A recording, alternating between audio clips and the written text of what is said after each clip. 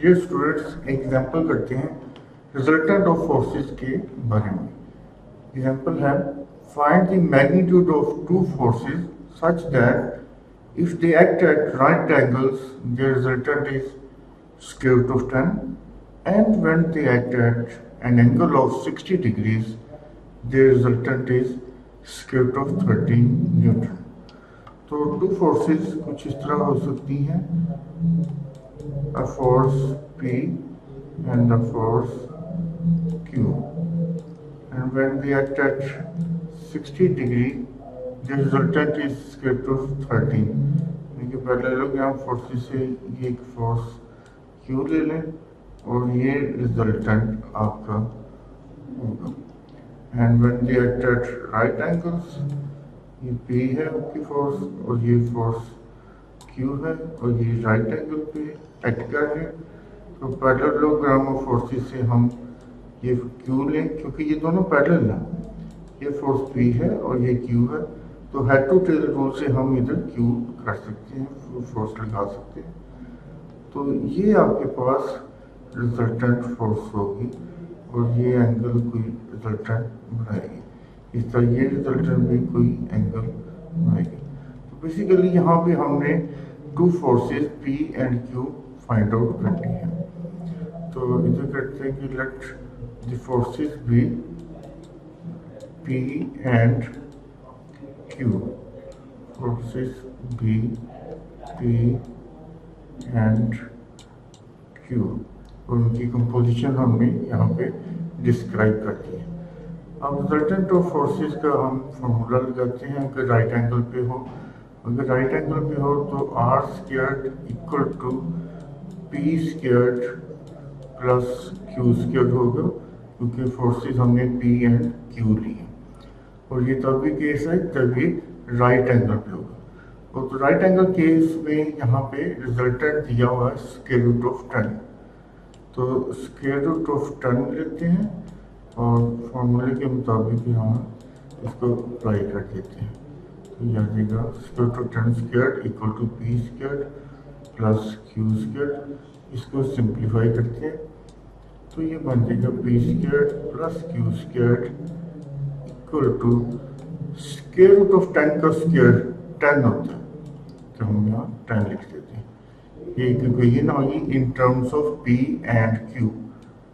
इसको हम equation number 1 का नेम दे देते हैं। एक और कंडीशन यहाँ पे हमें दी है कि टू फोर्सेस 60 डिग्री पे एक्ट कर रही है, जैसे कि इस फिगर में P फोर्स है और Q फोर्स है और 60 डिग्री पे, तो उनका रिजल्टेंट हमने कहा कि रफली ये होगा R की वैल्यू दी है square root of 13।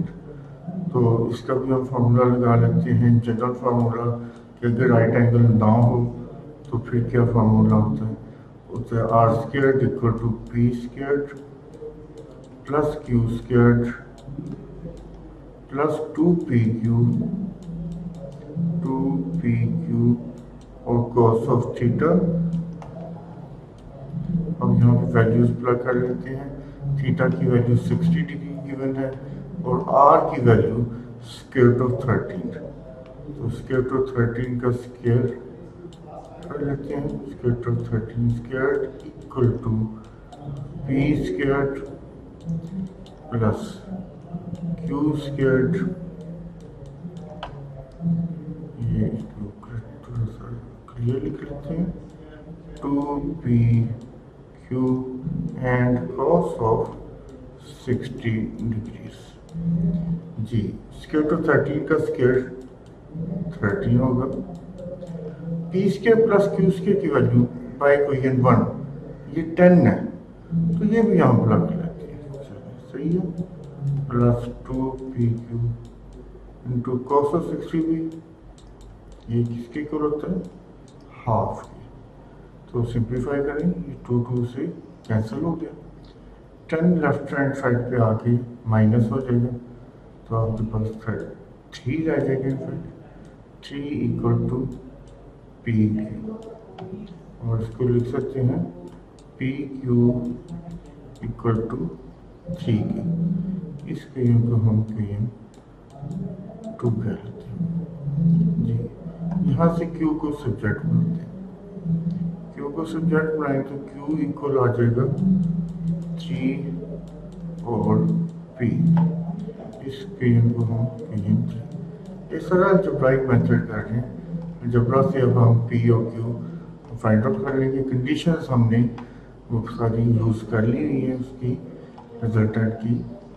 Ji Q equal आ गया 3 ओवर P के, ये Q की वैल्यू यहाँ अप्लाई कर लेते हैं, तो ये बन जाएगा P स्क्वायर, इसको कह लेते हैं कि 1 इम्प्लाइज Q की वैल्यू 1 में अप्लाई की, तो P square plus Q square था ना, तो Q की वैल्यू बाई को ये 3 ओवर P है, तो ये 3 बाई P का स्क्वायर इक्वल टू 10, तो ये बन जाएगा P square plus 9 over P square equal to 10।